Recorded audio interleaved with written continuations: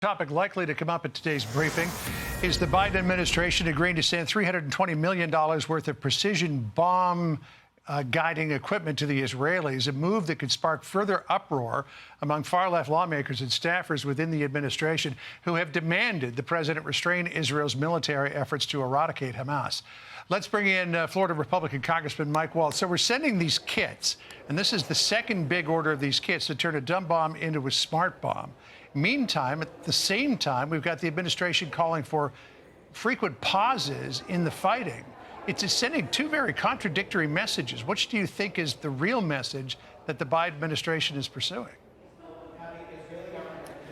Well, that's a great question, John. And you know, I think the entire world is getting mixed messages. On the one hand, we're sending these precision-guided kits, which everyone should want Israel to be as precise as possible. Some of them are called small diameter bombs, which can literally take out just a room without any other collateral damage. And I will continue to point out huge, tremendous, and legal difference between targeting, raping, torturing civilians and collateral damage as part of defending yourself and part of warfare. But at the same time, as you point out, when you have Anthony Blinken standing next to foreign ministers around the region, talking about a ceasefire, calling it a pause as though we don't know the difference, then I do think not only are our allies getting mixed messages, folks at home are getting a mixed message, but the terrorists are getting a mixed message and could believe that their propaganda is working. Yeah, so the State Department, a couple of mid-level staffers at the State Department issued a dissent memo about all of this. And apparently these things are encouraged for diversity of thought at the State Department. But this said, quote, "We must publicly criticize Israel's violations of international norms, such as failure to limit offensive operations to legitimate military targets. When Israel supports settler violence and illegal land seizures or employs excessive use of force against Palestinians, we must communicate publicly that this goes against our American values so that Israel does not act with impunity." Here's what Mike Pompeo had to say about that memo.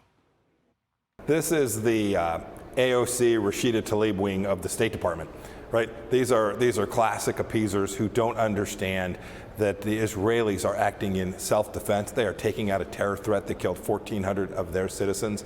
They have not only the right to do it, but an obligation to do it. Now, obviously, you said that there's a difference between collateral damage, which is best to be avoided whenever you can, and going out there and actually slaughtering people. So what do you think about that State Department memo? Well, a lot of great and patriotic diplomats out there that I've served with, but there is a core at the headquarters in Washington, D.C.